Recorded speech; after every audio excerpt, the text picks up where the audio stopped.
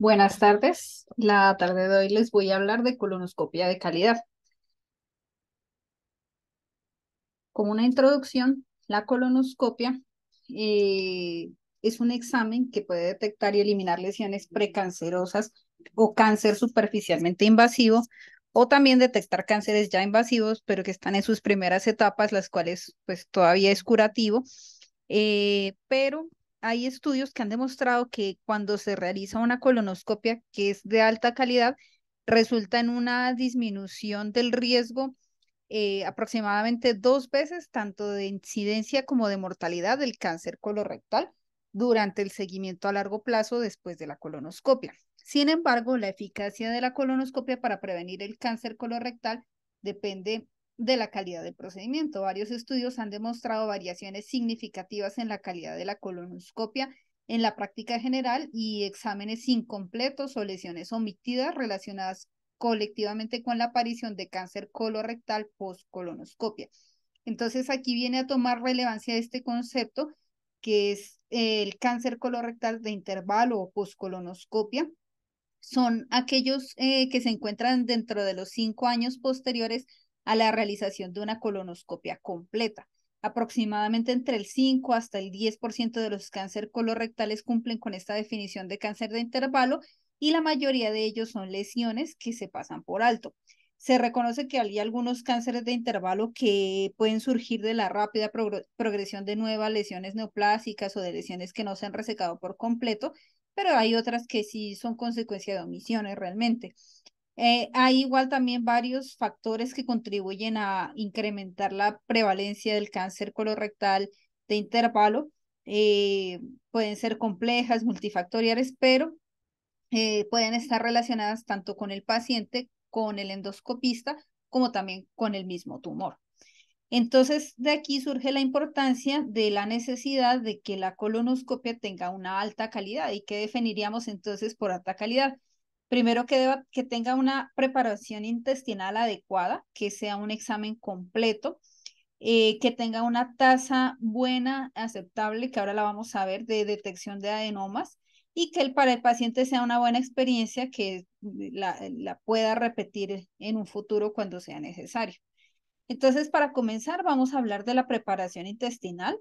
Existen varias escalas que se han validado para clasificar qué tan buena o mala es la preparación intestinal en una colonoscopia. Tenemos en primer lugar esta, que es la escala de Aaronic, que fue la primera escala de calidad de la preparación intestinal en la que se evaluó su confiabilidad. Esta escala se caracteriza porque nos describe el porcentaje de la superficie mucosa total del colon que está cubierta por líquido o heces. No da una puntuación para los segmentos separados del colon, da una puntuación general y se realiza antes del lavado o de la succión del residuo que tenga en ese momento el paciente.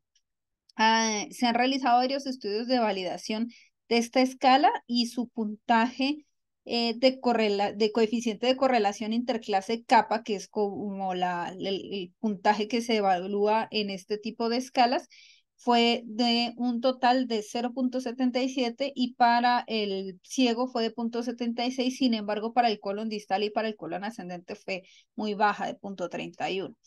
Por esta razón se inventaron ya otras escalas como la escala de Ottawa, que a diferencia de la escala anterior mide la cantidad de líquido por separado, por segmentos separados, va en puntuaciones desde 0, que es un pequeño volumen, a 2, que es un gran volumen para el colon total.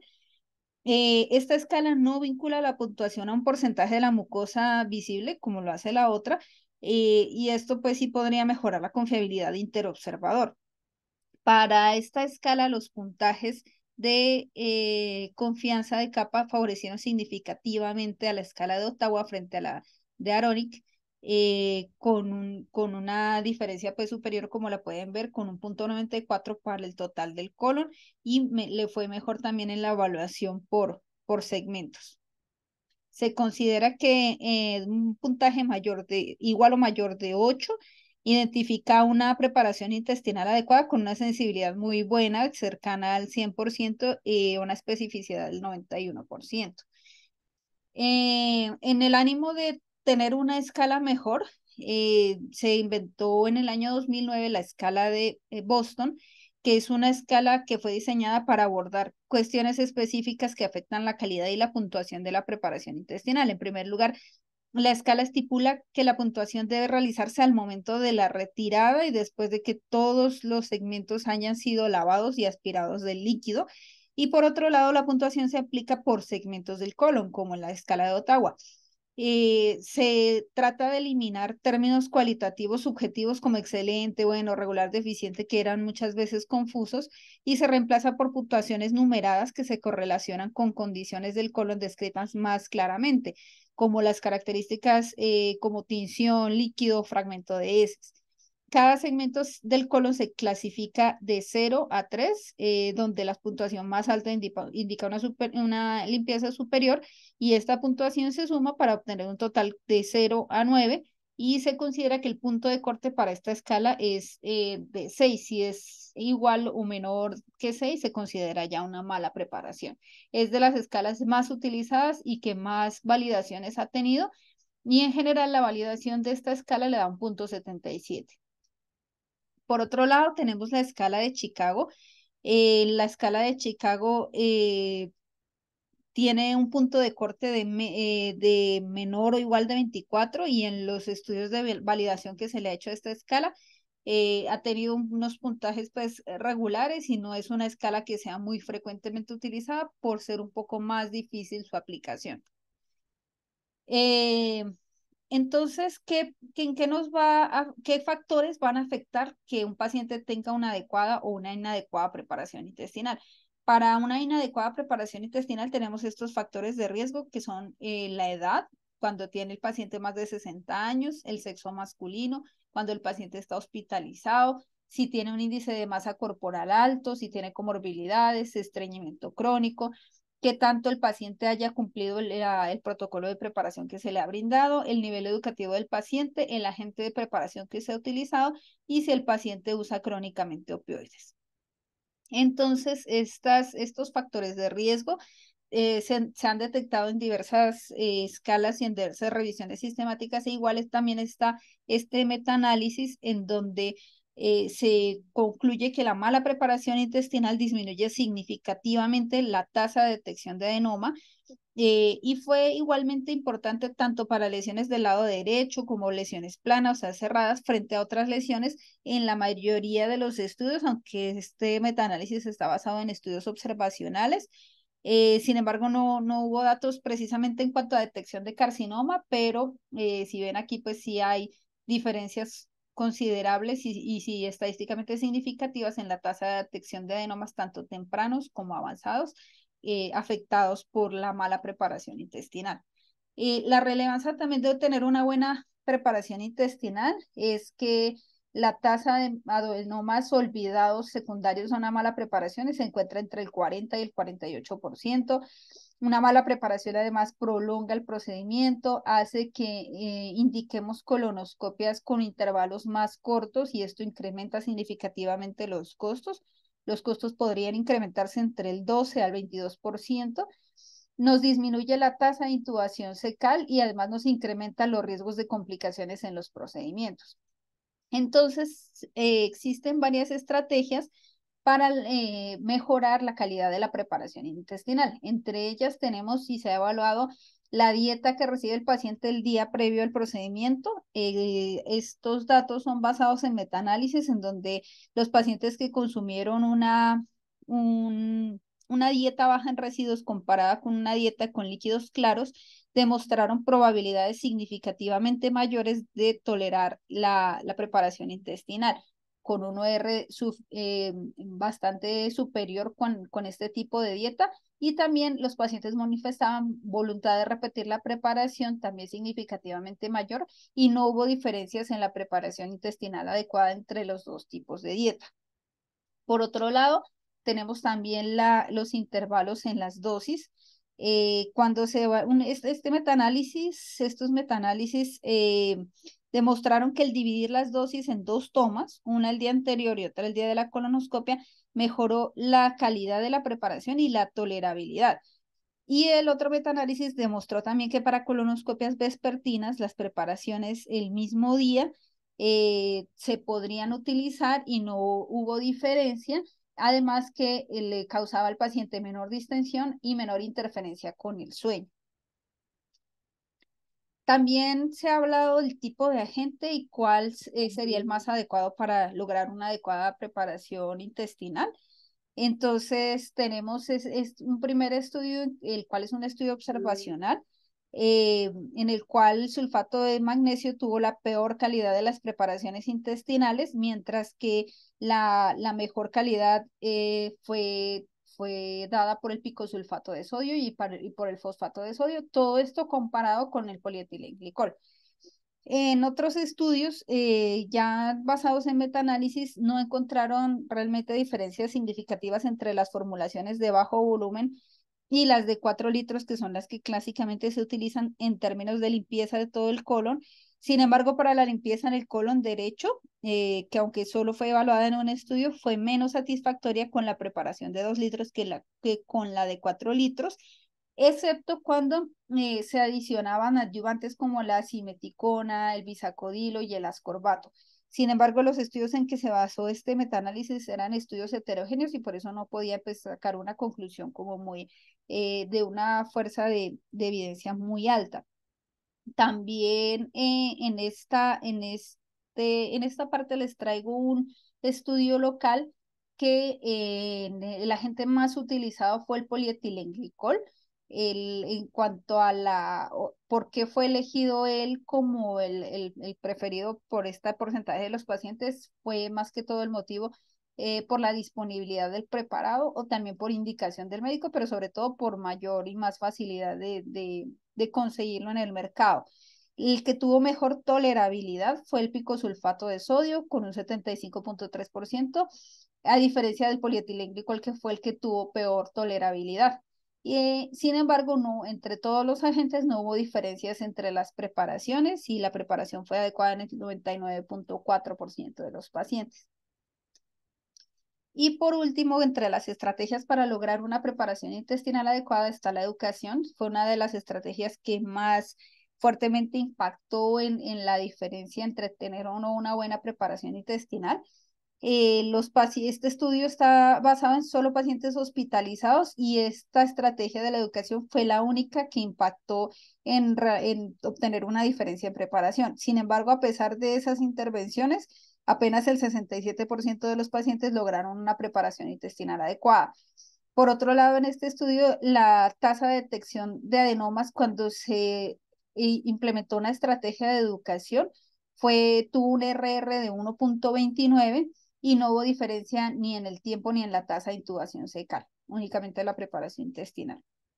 Es por esto que basada en estas estrategias, las guías de ESGE para la preparación intestinal nos dan estas recomendaciones, que son la dieta baja en fibra el día anterior a la colonoscopia, dar instrucciones al paciente mejoradas con el uso de cartillas, de videos, de imágenes, implementar la estrategia de dosis divididas, de también considerar la estrategia de menor volumen agregando simeticona oral.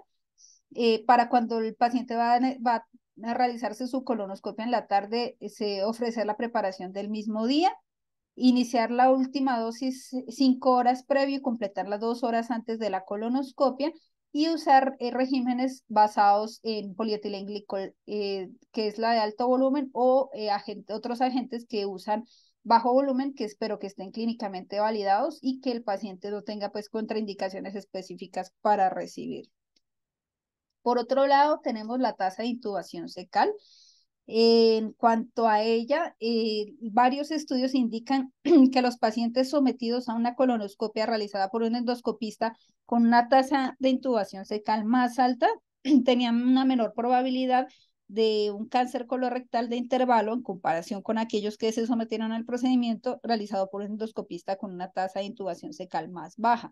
Tanto para cáncer proximal como para cáncer distal no hubo diferencia. También estudios han informado un mayor riesgo de cáncer colorectal de intervalo con un RR de 1.76 calculado para colonoscopias que no han logrado ser completas en los programas de tamización realizados para cáncer colorectal, que influye en que un endoscopista tenga una tasa de intubación fecal alta, que la indicación del estudio sea por tamización. Se ha demostrado que cuando es realizado por gastroenterólogo tiene mejores tasas de intubación fecal, si el paciente es un hombre ambulatorio y que tenga una buena preparación. Lo que nos baja la tasa de intubación fecal es que el paciente tenga más de 60 años, que tenga un estreñimiento crónico, que tenga mala preparación y que el procedimiento esté realizado por 2 personas. Sin embargo, la tasa de intubación fecal enfrenta desafíos como la autoinformación y la dificultad para verificar los datos. Entonces, la definición como vaga de intubación fecal exitosa puede causar inconsistencias en los informes y además dificultar la evaluación del desempeño. Y es fundamental desarrollar estándares rigurosos para definir e informar sobre tasa de intubación fecal exitosa y garantizar la validez y la confiabilidad de los datos, porque pues realmente son datos que se podrían tergiversar. Para ello existen diversas estrategias que nos ayudan a incrementar esa tasa de intubación fecal exitosa.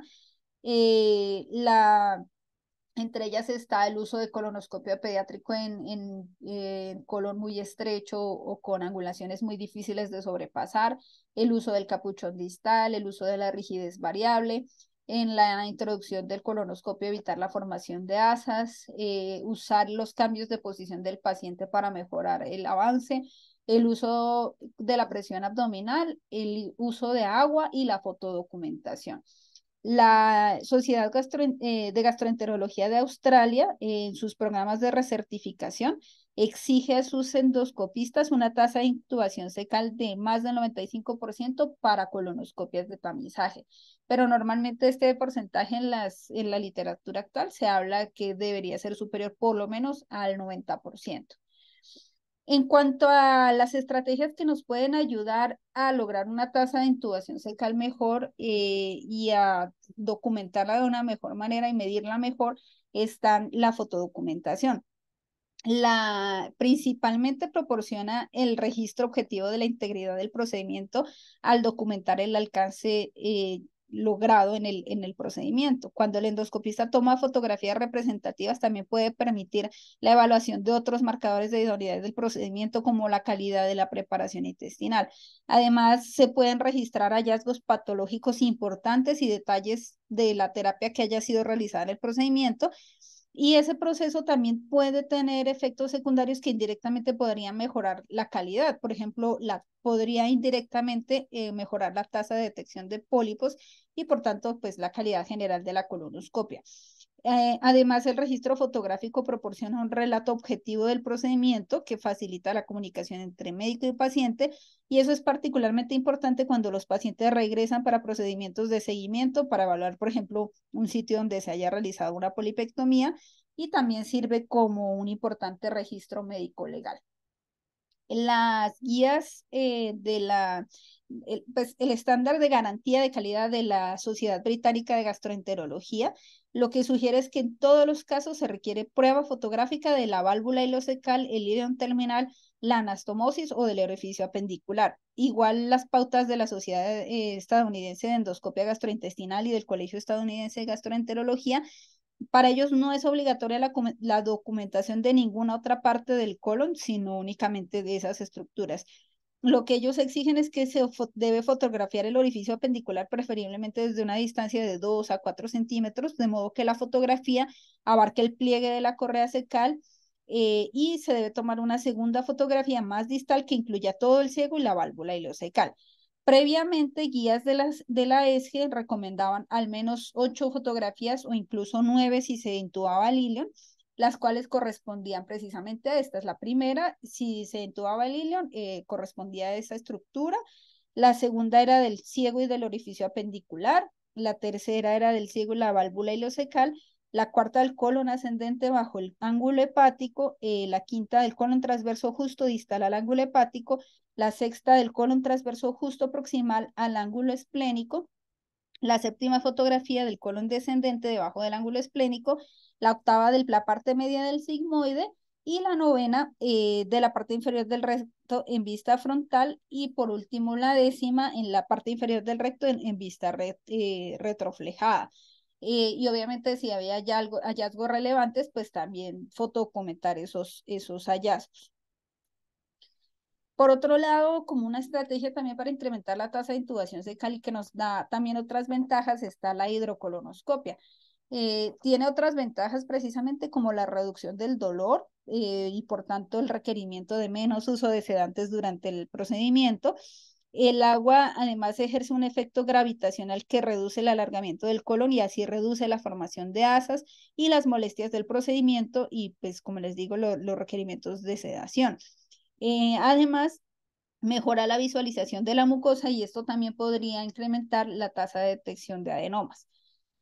Eh, Se ha realizado un metaanálisis en el cual se compara la hidrocolonoscopia asistida, que consiste en introducir tanto aire como agua durante el procedimiento, la colonoscopia de inmersión, y esto se ha comparado versus solo la introducción de aire o incluso sobre solo la introducción de CO2, y le fue mucho mejor a la hidrocolonoscopia asistida, la que es combinada, frente a las otras con ORs superiores para ella.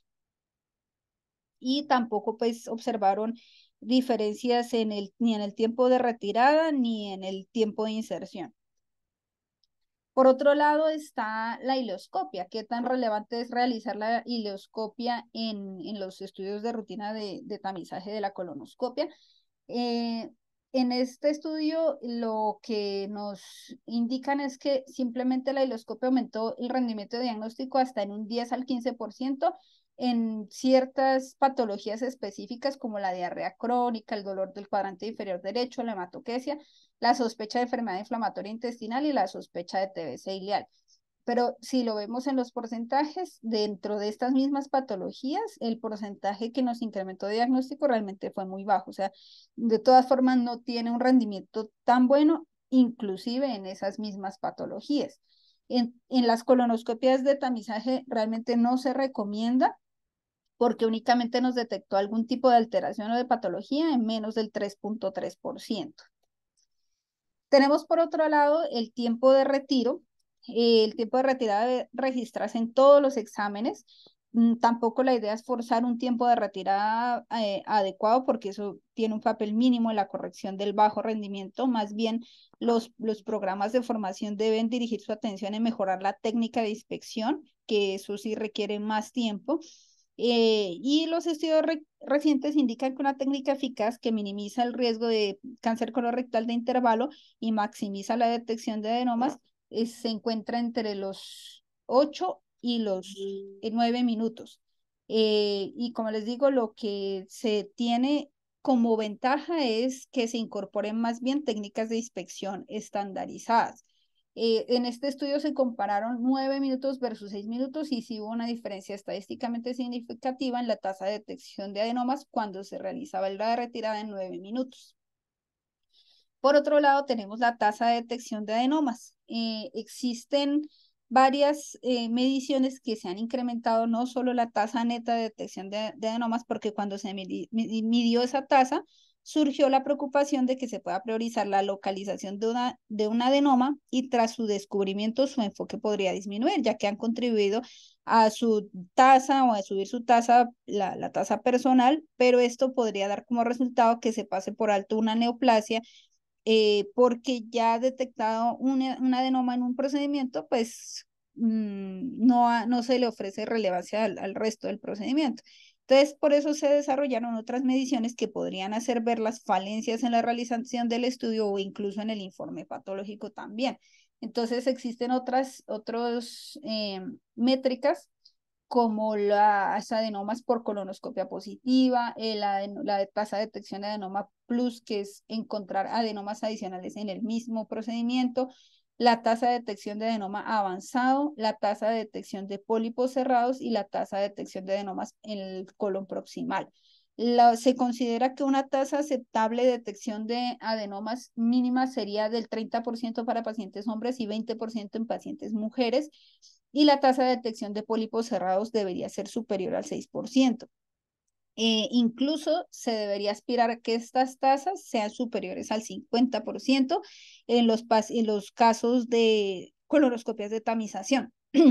Cuando se obtiene una tasa de detección de adenomas adecuada, pero la tasa de detección de pólipos cerrados son bajos en todos los endoscopistas, lo que se debe poner en vista es que los patólogos podrían estar subestimando las lesiones cerradas sésiles, y es posible que se necesiten acciones correctivas ya en los patólogos más que todo.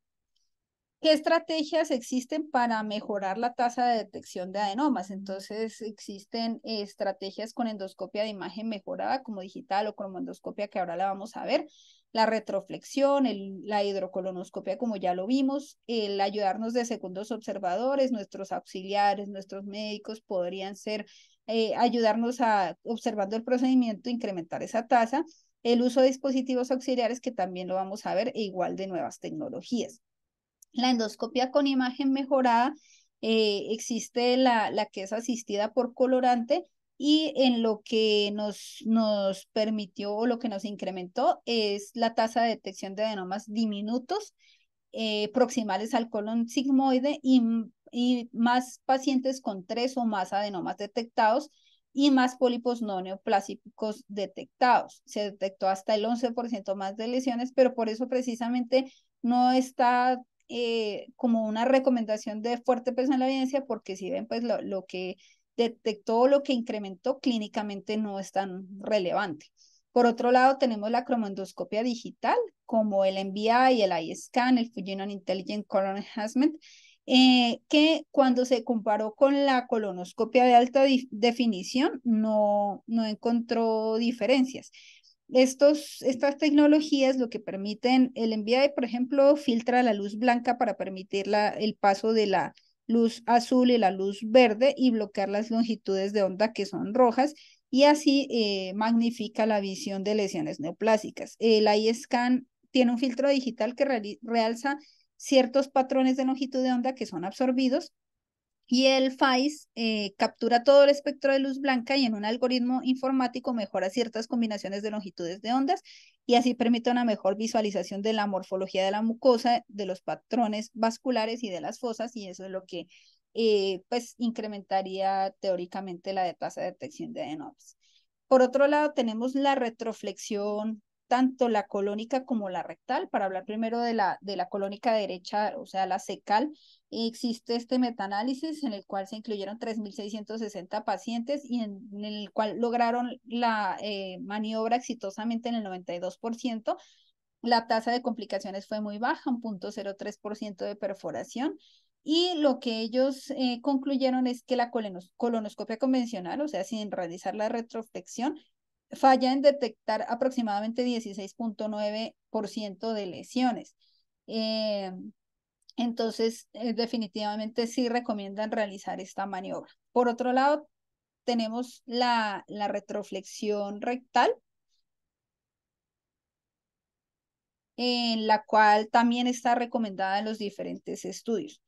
Y por otro lado, tenemos el uso de dispositivos auxiliares. Entonces, tenemos estos 3 dispositivos que les quise traer. Existen muchos más, pero pues son como los más frecuentemente utilizados. Está en primer lugar el CAP, que retira los pliegues donde pueden esconderse los pólipos. También nos disminuye el color rojo durante el avance hasta el ciego, pero en los estudios no hubo diferencia en la tasa de detección de adenomas, aunque sí mejoró la tasa de intubación cecal. Está por otro lado el Endorrin, que tiene 3 capas de anillos de caucho o de siliconas transparentes que son suaves y flexibles, y ayudan a aplanar también los pliegues al retirarlo, eh, y facilitan también la intubación del ilion terminal y del ciego. En ellos, este implemento nos ayudó a la tasa más baja de pérdida de pólipos, de un 10% versus un 48% cuando no se utilizaba. Y por último está el Endocoff, que produjo una mayor detección de lesiones planas y pólipos diminutos de menos de 6 milímetros, pero en general la tasa de detección de adenomas no fue significativamente diferente. Incluso algunos endoscopistas reportaban una dificultad en el avance del colon izquierdo cuando había diverticulosis y debía ser retirado muchas veces para poder completar el examen. También está el uso de otras tecnologías. Tenemos, por ejemplo, el retroscopio, que es un dispositivo que tiene implementada una cámara adicional que mira hacia atrás. Este retroscopio mejoró la tasa de detección de adenomas, incrementándola en un 23%. Incrementó también en las colonoscopias de seguimiento y en las colonoscopias diagnósticas la tasa de detección de adenomas considerablemente, pero en las colonoscopias de tamización no hubo un incremento de la tasa de detección de adenomas significativo, y incrementó sí el tiempo de retiro. Por otro lado está el FUSE o Full Spectrum Endoscopy Platform, que obtiene un campo de visión de 330 grados, tiene 3 generadores de imágenes adicionales y diodos emisores de luz LED. Tiene 3 imágenes de las 3 cámaras traseras situadas, perdón, en la punta del colonoscopio, que se proyectan en 3 monitores de video, y produjo una tasa de pérdida de pólipos menor, y aunque en el tiempo de retirada no hubo diferencias. Tenemos también este dispositivo que es el colonoscopio de balón o el Navigate GI, que tiene un globo en el extremo del colonoscopio que se puede inflar para aplanar los pliegues y mejorar la visualización. La tasa de adenomas olvidados fue menor significativamente, y también incrementó el número de adenomas adicionales detectados. La tasa de intubación o el tiempo, perdón, de intubación secal fue similar, y el tiempo de retirada sí fue significativamente mayor.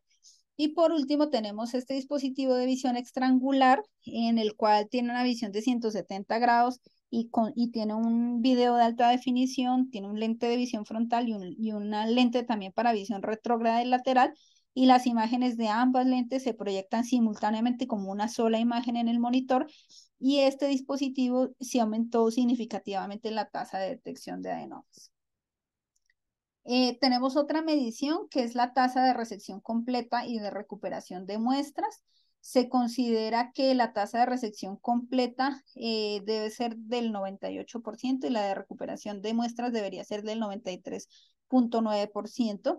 Garantizar la eliminación completa de los pólipos y la extracción adecuada de las muestras es fundamental para un diagnóstico preciso y para un tratamiento eficaz. Las tasas de resección adecuadas están relacionadas con una menor recurrencia del cáncer colorectal y también menos tasa de complicaciones. Eh, entonces, existen también algunos factores de riesgo para que estas tasas se nos disminuyan, perdón, como que se trate de pólipos pequeños o pólipos sésiles, que se realice polipectomía con asa fría o que estén ubicados en el colon proximal. Por otro lado, tenemos las complicaciones durante el procedimiento. Existe una tasa aceptable en los diferentes metaanálisis de complicaciones durante el procedimiento. Por ejemplo, para la perforación está reportada como de 0,3 a 0,5 por 1000 procedimientos, sangrado durante el procedimiento de 1,4 a 2,6 por 1000. La mortalidad está reportada como aceptable de un 2,9 por 100.000 procedimientos, el sangrado post-polipectomía de 9,8 por 1000 procedimientos, y la lesión esplénica de 1 por 6000 procedimientos.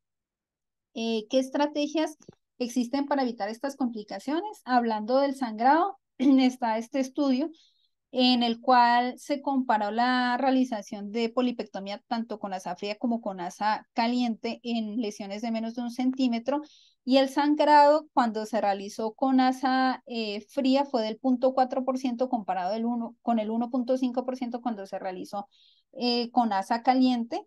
El sangrado grave también fue significativamente menor cuando se hizo con asa fría, y en el tiempo sí hubo algo de diferencia cuando se realizaba con asa caliente, eh, siendo mayor el tiempo realizándolo con asa fría. Aún no hubo diferencia en recuperación exitosa del tejido, ni en la resección en bloque, ni en resección completa. Por otro lado, como otras estrategias para evitar la perforación, por ejemplo, es evitar avanzar sobre una resistencia fija. Para el barotrauma, como estrategia, el llenado con agua únicamente en pacientes con un sigmoide angulado y estrecho.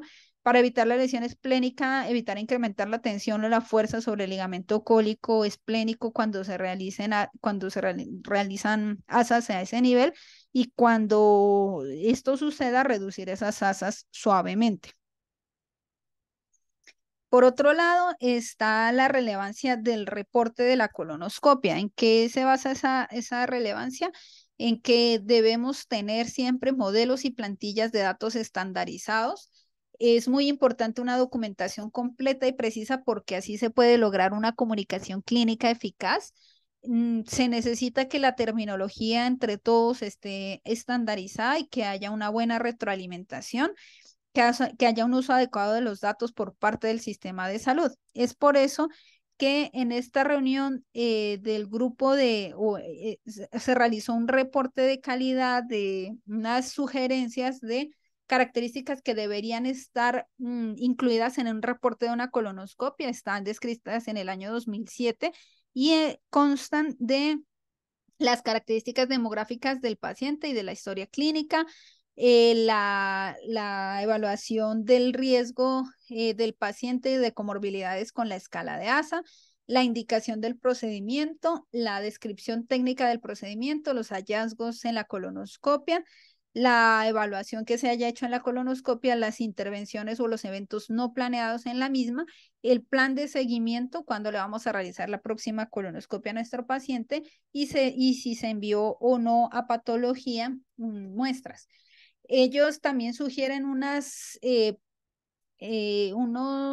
estrategias en las cuales se debe realizar auditoría, unas características y unas mediciones que se deberían realizar en todas las instituciones para verificar si se está haciendo o no una colonoscopia de calidad, y entre ellas están la preparación intestinal adecuada, en donde el porcentaje adecuado para detección de pólipos de más de 5 milímetros sea buena, la medición de la tasa de intubación fecal, la medición de la fotodocumentación fecal, el tiempo de retiro medio en las colonoscopias en los pacientes que no se les realiza ningún procedimiento o biopsias, la tasa de detección de adenomas en la colonoscopia, en la primera colonoscopia de tamización basada en el sexo del paciente, los eventos no planeados, eventos adversos ocurridos en las primeras 24 horas de la colonoscopia, la tasa de hospitalización, de sangrado, requerimiento de transfusión, de